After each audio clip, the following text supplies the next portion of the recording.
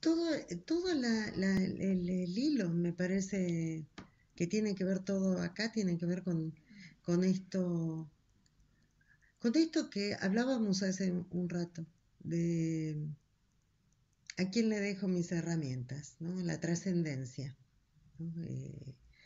Esto de qué pasa después de la muerte y qué va a pasar con esto que yo creé, esto que yo hice, qué va a pasar conmigo. Entonces, no es un pensar la muerte como hasta ahí y nada más, ¿no? O sea, polvo somos, al polvo volvemos, esa historia, ¿no? ¿No? Eh, las gregorías de la Serna son maravillosas y sobre todo esta, la del el ojo de buey desde el barco de la noche, eh, nos está hablando de la trascendencia, ¿no? O sea, te voy a ver desde una estrella cuando me muera, ¿no? Por ejemplo. Bueno, la abuelita está en el cielo, ¿no? O sea, eso, ¿no? Esa necesidad de la trascendencia. Eh, ¿Cómo es tragado, ¿no? O sea, ¿qué, qué, de, ¿de qué se trata la vida? O sea, las poesías de Tomás, ¿no? Cuando habla del oficinista, ¿no? Del oficinista, que ese oficinista que eh, es como esos muñecos que se inflan en las estaciones de servicio o en que es una coraza y adentro no hay nada. eh, que hay una genialidad cuando trabaja el tema de la bolsita de nylon, ¿no? Con un salame adentro, ¿no? Entra con la bolsita, con su traje, ¿no? De oficinista y es tragado por las puertas de vidrio. Y la bolsita de nylon, o sea, es tragado, ¿no? Es tragado ese muñeco inflable, se desinfla, no hay nada, ¿no? Como las latas estas, los botes de eh, otra gregoría de la Serna cuando dice que con la lengua afuera, ¿no? O sea, que quedan ahí abiertas, ¿no? Vacío, eso es vacío. Eh, y es el cuento, ¿no? Es este cuento. Eh, Hay una poesía de Tomás cuando dice, eh, yo quisiera un envase, como es la Ducato 92, pero para llenarlo con vida, o sea, para llenarlo con la trascendencia realmente. Lo importante acá es la trascendencia. Los hijos, ¿no? Los hijos, la mascota, la esposa, ¿no? Que va a salir a pasear, digamos, ¿no? Eso es lo importante. No si el motor, él no entiende de motores y bueno, eso es lo importante. O sea, que los envases sean realmente, estén llenos de algo, que no estén vacíos. Y cuando uno se muere, que queden cosas, digamos, ¿no? Eh, entonces me parece que lo que se está trabajando acá es esta cuestión el hilo conductor, por así decir, es esta cuestión de la vida, la muerte, la trascendencia, qué es lo que pasa después que me muero, después que siempre, alguna vez, y algunas cuantas veces lo hemos comentado con el doctor Braunstein, que es típico escuchar la palabra, si me muero, quisiera, o sea, el si me muero es no, cuando me muera, o sea, todos nos vamos a morir, ¿no? El si me muero está escondiendo esa cosa de que existe la posibilidad que sea la trascendencia esta que decimos, ¿no? Que sea eterno, digamos, ¿no? Eh, y ya el cuento. El cuento que es un ida y vuelta, digamos, ¿no? En esta tristeza, toda esa descripción que hace de Alfredo y de lo que hace Alfredo por estar y proveer, es lo que siempre estuvo haciendo y lo que él siempre hizo, ¿no? O sea, esta, eh, este cuidado, eh, este niño bueno de ser responsable con su mamá, ¿no? Porque ellos viven, parece ser que el personaje de Cortázar, que no recuerdo el nombre, viven con la mamá del personaje y Liliana, los tres en la casa. Arriba vive la tía Zulema, ¿no? Eh, Ese es el lugar, digamos. Y a la vez Liliana tiene a sus padres que están de vacaciones en Formosa, por allá zona de calor, no, están por aquel lado. Pero digamos, eh, lo que hace eh, la descripción, ¿no? De tanta atención y de ser tan solícito y ser tan, estar listo para lo que guste mandar, ¿no? En este caso, las dos señoras, o sea, Liliana y la mamá del personaje, es lo que él siempre hizo, es lo que el personaje siempre, esa era la función que él cumplía en la casa. ¿Cómo es que él sabe con tanto detalle qué es lo que va a suceder? ¿No? ¿Qué es lo que pasa? Porque es lo que él siempre hizo atendiendo a su propia madre, ¿no? O sea, me parece, lectura, como decimos siempre, una lectura posible. Me parece que es toda esta atención a la madre, que por ejemplo hay que cuidar que no se fume delante de ella porque si no le da la tos, ¿no? Y es lo que él hizo, ¿no? Con Liliana, ¿no? O sea, como un- una reproducción, una repetición de cómo es la madre, así es Liliana, ¿no? Las dos. Una igualita a la otra. Y este hijo, este escritor, ¿no? Que sabemos que el personaje escribe, es el que atendía, pero siempre como sin molestar, siendo él el sirviente ideal, ¿no? Ese, ¿cómo se llama? El que atiende a alguien, el Niles de la... ¿El acompañante? No, ¿cómo se llama? El mayordomo, Ah, ujú. ¿no? El mayordomo, la ama de llaves, que está pendiente de todo lo que sucede, pero no se ve, no está ahí, ¿no? O sea, resuelve todo lo que se necesita, pero no está con cierto peso. Me parece que ese es el rol que este personaje, o sea, sí, el personaje del cuento, era el rol que él llevaba a cabo en esta familia, en esta casa, ¿no? Atendiendo tipo mayordomo a estas dos mujeres, tanto a Liliana como a la mamá, ¿no? En una repetición siendo Liliana de la misma forma de ser de la madre, o sea, que le elige a su mujer como como es la madre, digamos, ¿no? Entonces, así es como estas dos mujeres, siendo iguales, pueden estar en esa casa. ¿Y por qué estaría este personaje, el del cuento, estaría eh, tan atento, ¿no? O sea, siempre atento a que si una tose y si la otra se duerme sobre dos almohadas, eh, ¿qué es lo que pasa, ¿no? O sea, nos da a entender que hay algo del orden del temor, ¿no? O sea, hay algo que es real, o sea, y que lo sabemos los que vivimos.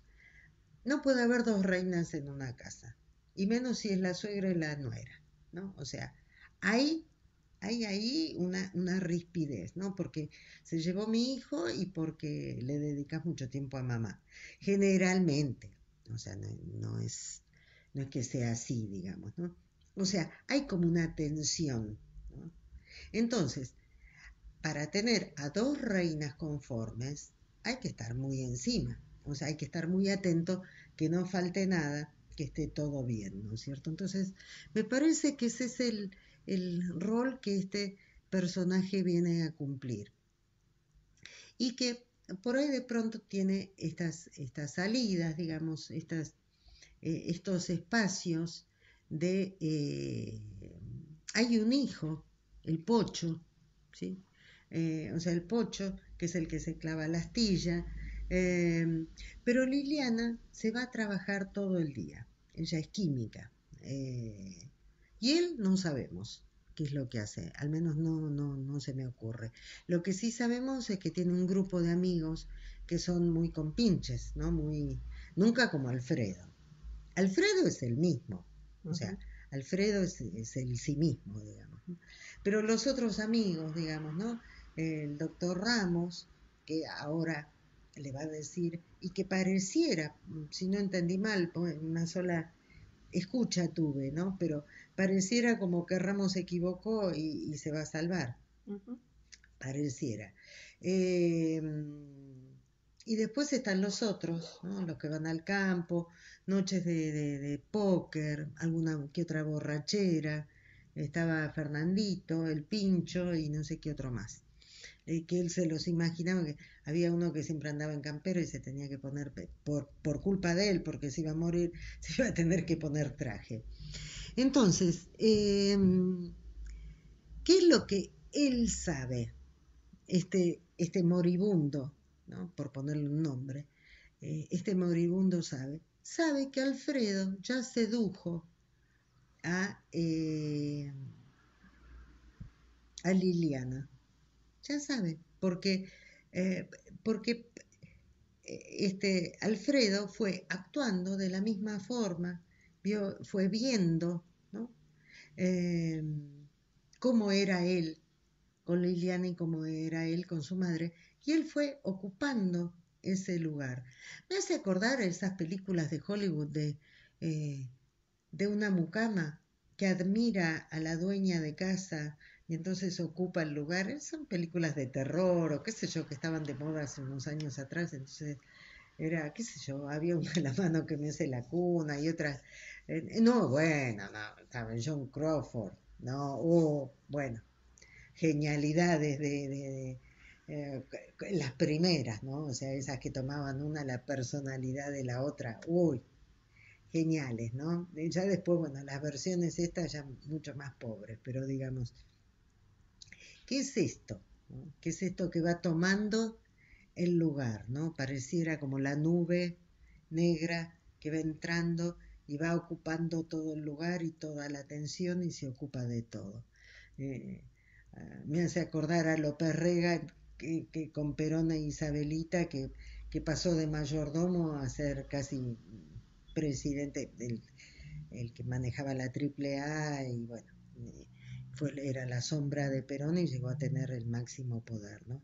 Entonces tenemos a este Alfredo que se va metiendo, se va metiendo y se va metiendo hasta que cobra totalmente el lugar de esta persona, ¿no? Entonces, hasta él sabe, el moribundo, él sabe que Alfredo ya se acuesta prácticamente con la esposa y va a ocupar el lugar y que está todo bien. Entonces, la pregunta es, eh, el moribundo, yo creo que se va a morir, por más que Ramos le diga que no tiene, o sea, que se equivocaron en los análisis y demás, yo creo que él igual se va a morir.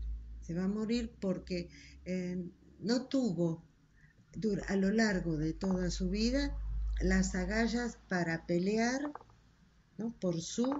Eh, por sí mismo y por su dominio, ¿no? O sea, él, buscó una mujer igual que la madre, eh, tienen un hijo, sí, pero me parece que sí, acá hay un deseo de muerte muy fuerte, ¿no? O sea, se me ocurre que él va, por más que le digan que se va a equivocar, me parece que, bueno, ahora puede ser que se haya equivocado, pero al tiempo hay mucha melancolía, hay mucha tristeza en el relato que él hace y hay mucho goce de la muerte. Todo ese regodeo, ¿no? En el hecho de la muerte y del funeral, ¿no? Hay mucho placer, no placer, es goce, ¿no? Por la muerte, por la cuestión de la muerte en sí, del hecho de la muerte. Entonces, esto tiene que ver con mucha pulsión de muerte, esto tiene que ver con una melancolía, una tristeza muy profunda, muy, muy exacerbada, y, eh, y condice con esto, cuando uno lee en Duelo y Melancolía las características del melancólico, a diferencia del depresivo, del que está deprimido, el deprimido sabe por qué está triste, ¿no? Puede ser que sea un duelo patológico y le dure mucho tiempo, pero él sabe qué es lo que perdió y está triste, ¿no? Por esa pérdida tan importante que tuvo, sea de un ser querido, del trabajo, de un lugar, el que sea. Mientras que el melancólico se siente una cucaracha. O sea, su el tamaño del yo, va a decir Freud, su autoestima está perdida totalmente. Entonces, ese melancólico se siente el último orejón del tarro, se siente una mierda, digamos, ¿no? Y lo más probable es que logre su objetivo de castigarse a tal punto que se muera, ¿no? Eh, Esto tiene que ver con, bueno, una desestructuración a nivel del super yo, que se sienta él con necesidad de castigo, de castigo y de castigo.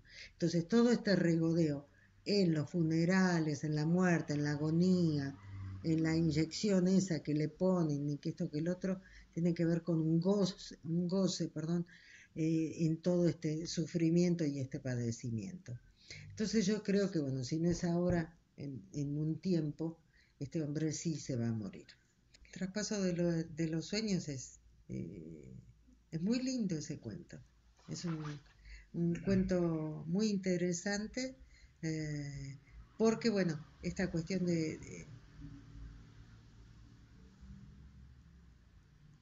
me hace pensar en esta cuestión narcisista, ¿no? O sea, y justamente es lo del duelo.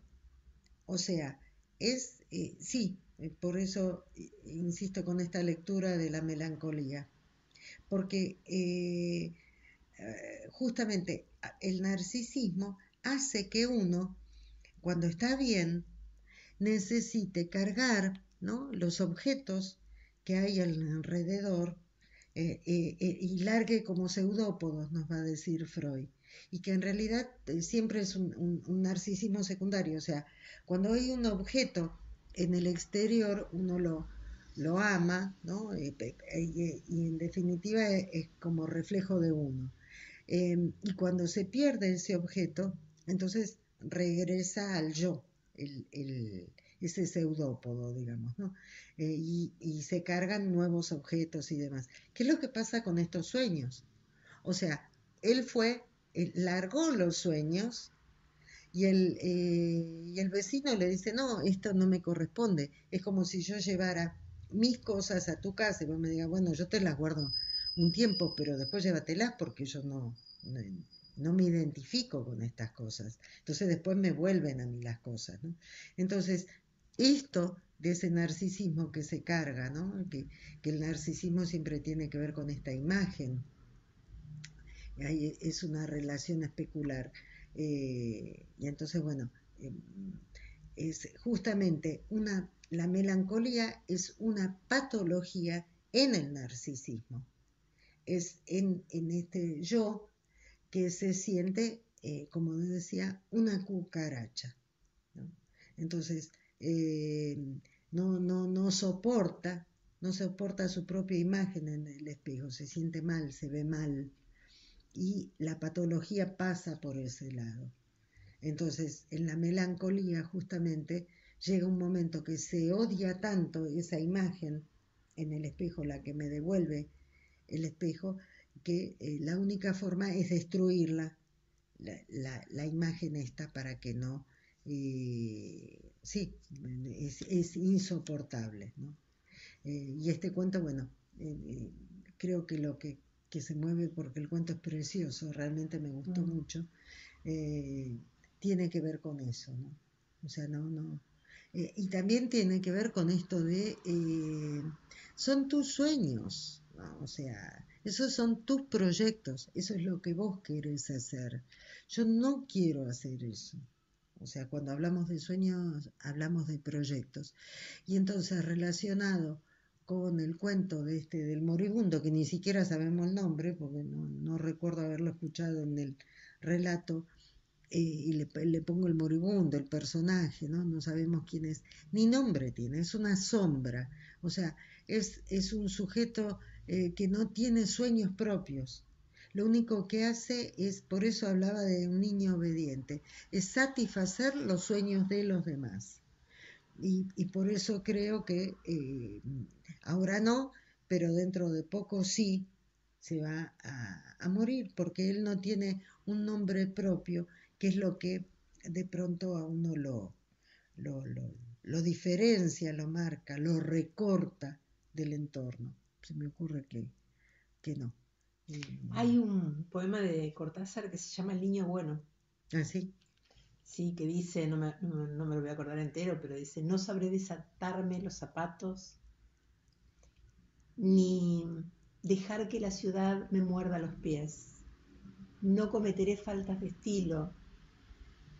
Acepto este destino de camisas planchadas. Llego a tiempo a los cines. Cedo mi asiento a las señoras. El largo desaliento de los sentidos me va mal. Opto por el dentífrico y las toallas. Me vacuno. Mirá qué pobre amante, incapaz de meterse en una fuente para traerte un pescadito rojo.